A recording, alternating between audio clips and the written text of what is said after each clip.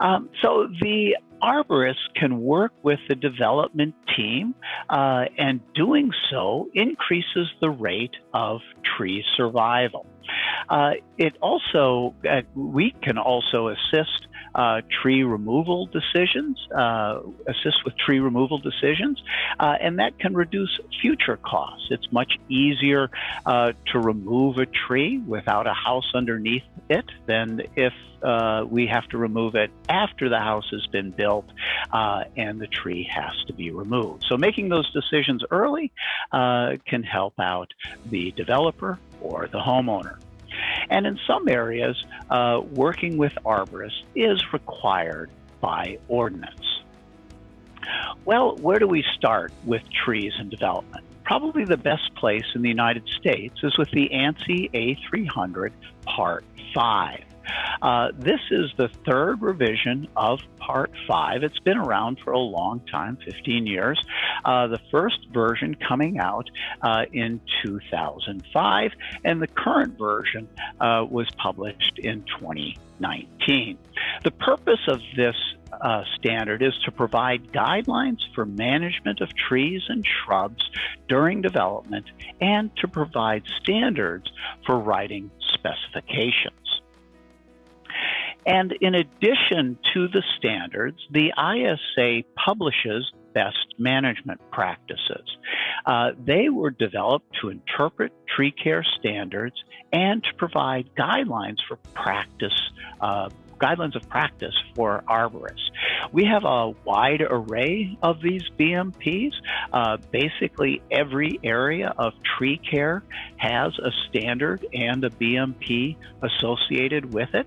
And the BMPs are very inexpensive, so you can share them with arborists, share them with crews, or even clients.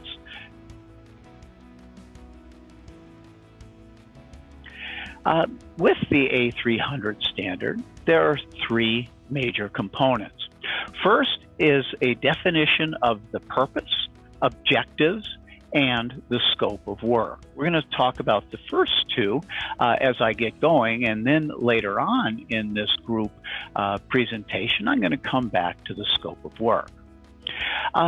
So the second component of Part 5 go over the phases of a construction project and how arborists should be involved. And this is followed by a section on practices. We have two major groups here. One is with the definition and determination of tree protection zones, and you'll see that abbreviated in this presentation as TPZ, what type of barriers we should use. And the other major area of practices is techniques to minimize tree damage. And this is basically the outline of this group presentation today.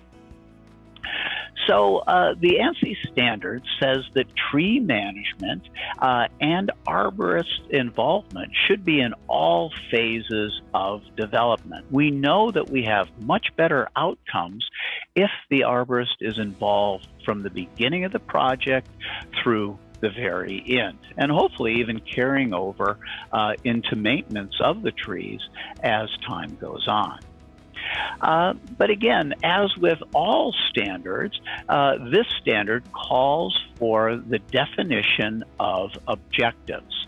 And in this case, objectives should include complying with local regulations for development, protecting trees to reduce loss both during construction and after construction, and minimizing conflicts with infrastructure. There are additional objectives that you can consider, but these are the main ones that we look at.